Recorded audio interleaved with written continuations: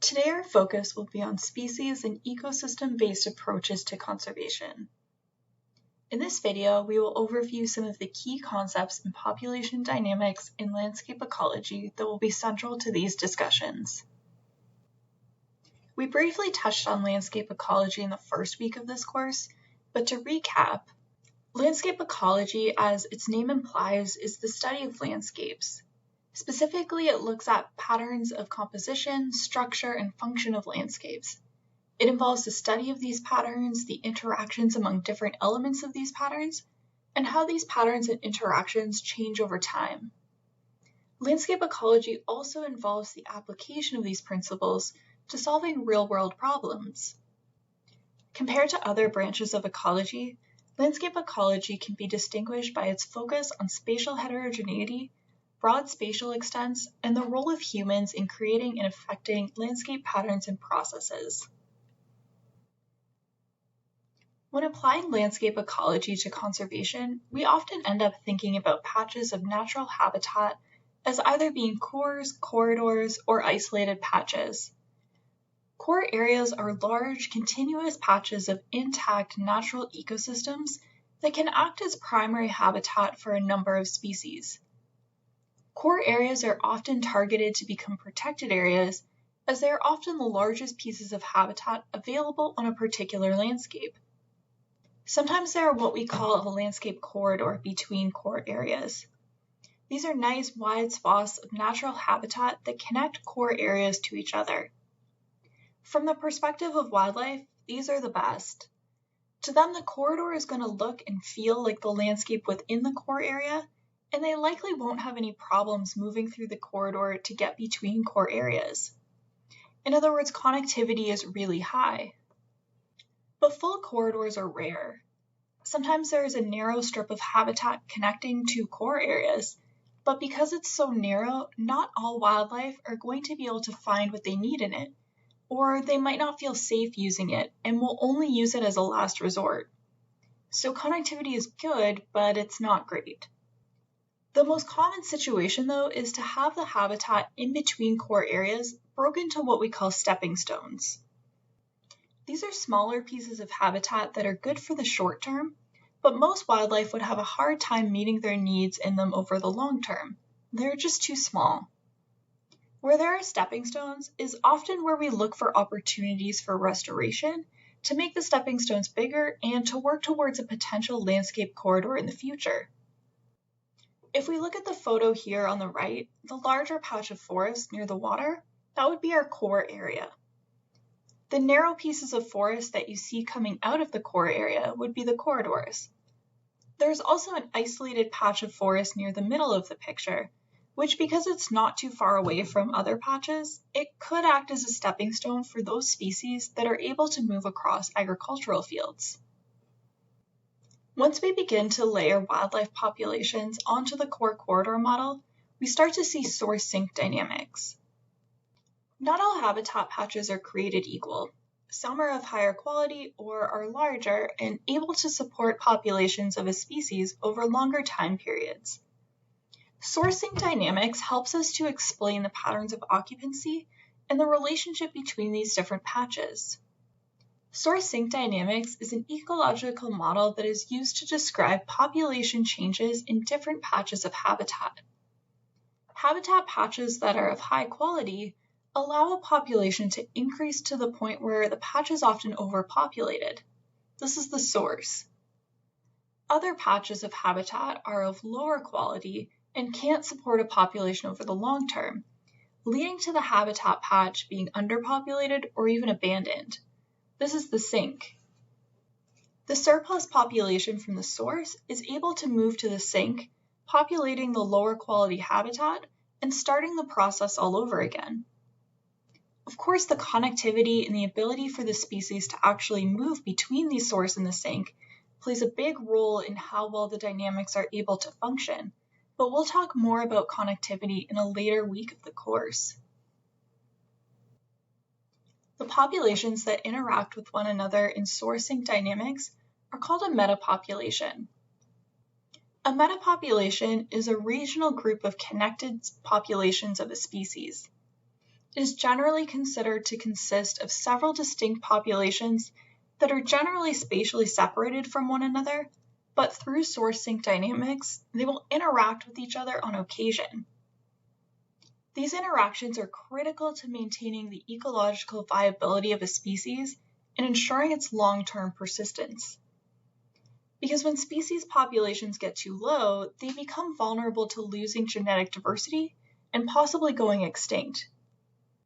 So the elimination of the metapopulation structure and the landscape configurations that give us source sink dynamics can increase the chance of an extinction of a species, at least on the regional level.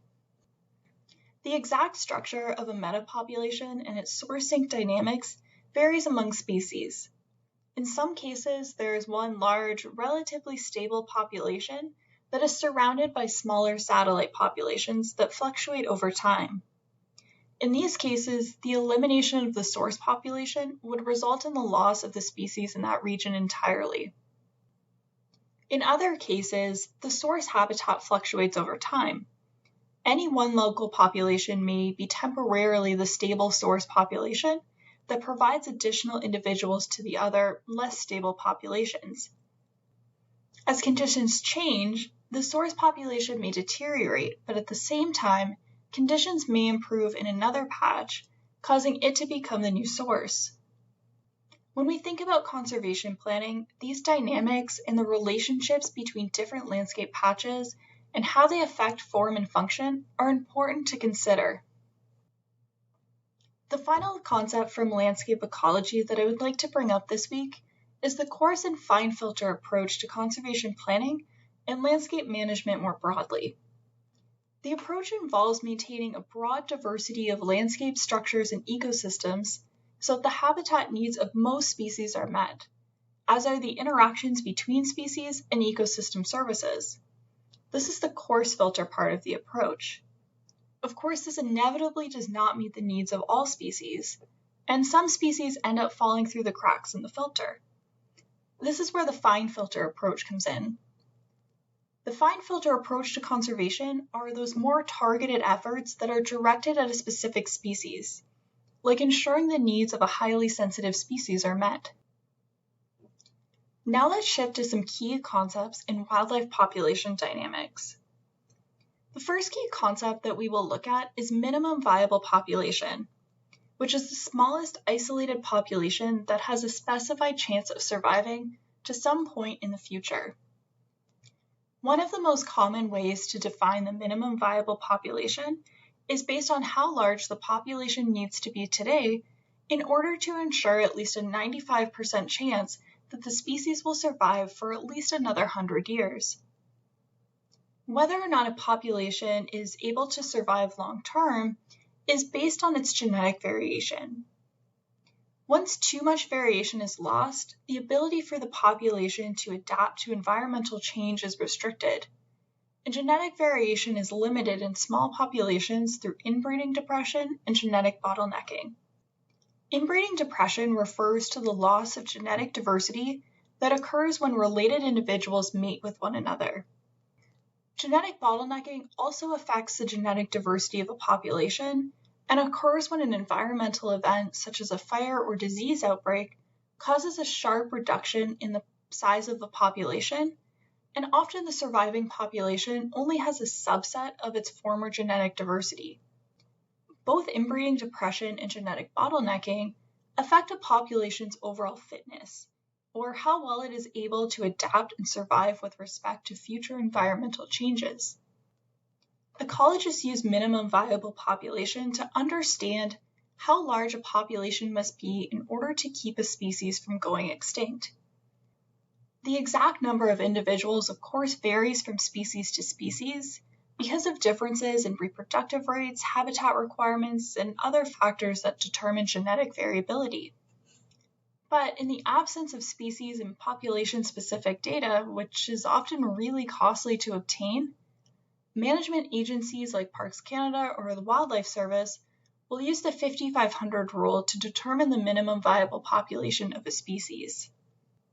The rule suggests that a minimum population size of 50 is necessary to combat inbreeding, and a minimum population size of 500 is needed to reduce genetic drift.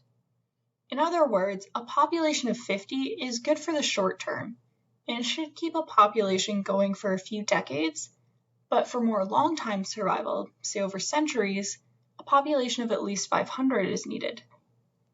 The validity of the 50-500 rule is questionable, but it remains in use as a basic rule of thumb where no better data to help us determine the minimum viable population exists. The concept of an ecologically viable population builds on the minimum viable population by incorporating broader ecological elements into the calculation. The result is a more sophisticated estimate of the extinction risk and the long-term persistence of a species. An ecologically viable population is the minimum size of a population that is needed in order to withstand random ecological events and demographic shifts. And to calculate it, ecologists take into account data on reproductive and dispersal behavior, and also current evidence of inbreeding depression or genetic bottlenecking. In general, species with high reproductive capabilities, those that breed fast and often, things like arthropods and rodents, they will have lower ecologically viable populations because they're able to rebound quickly after a sharp reduction in their population. On the other hand, species with lower reproductive capabilities, those species that do not breed until they are several years or even decades old, they tend to have a higher ecologically viable population. Modeling ecologically viable populations incorporates environmental and demographic stochasticity, which are random environmental or genetic events. Environmentally stochastic events are things like severe weather events, floods, and fires. Demographic stochasticity refers to random fluctuations in population variables like sex ratios. For example, there may be a generation that has an unusually high proportion of males compared to females, which will affect the birth rate of the species in later generations. These types of models allow researchers to determine which biological parameters, like disease, habitat loss, or inbreeding, will have the greatest impact on the extinction probability of a species. This information can then be used by conservation managers who can target their actions towards minimizing these risk factors. A major limitation of these analyses is that it requires a lot of data in order to make realistic predictions, and there is no one-size-fits-all approach. There isn't an equivalent to the 50-500 rule for ballparking ecologically viable populations. It really does need to be determined on a case-by-case basis, as the circumstances that characterize extinction risk not only vary from species to species, but also between habitats and locations. For example, the ecologically viable population for a species near the edge of its range tends to be higher, as it tends to face harsher and less favorable conditions compared to the middle of its range, where conditions tend to be more favorable. Similarly, a species may only be prone to a particular disease in part of its range. Landscape fragmentation and habitat patch size also affects ecologically viable population size. Remember back to our lecture on island biogeography and landscape ecology. The bigger a habitat patch is, the more individuals it can support, and similarly, the more well-connected the patches are, the more individuals can be supported and the more opportunities they will have to breed with new populations. The last concept we will overview here is the minimum viable area of a species, which is the geographic correlate of a minimum or ecologically viable population. It is the minimum area needed to support a viable population.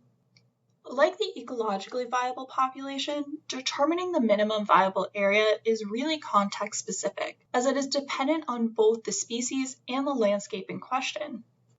Minimum viable area is a common tool used to determine the optimal, or at least the minimum size of a protected area, which will be designed to support a species of interest over the long term. In general, it is calculated by multiplying the home range needs of a single individual by the minimum or ecologically viable population number. So to return to the 50-500 rule, the minimum viable area for a population over the short term would be 50 times the home range of an individual of that species, and the long-term viable area would be 500 times that home range.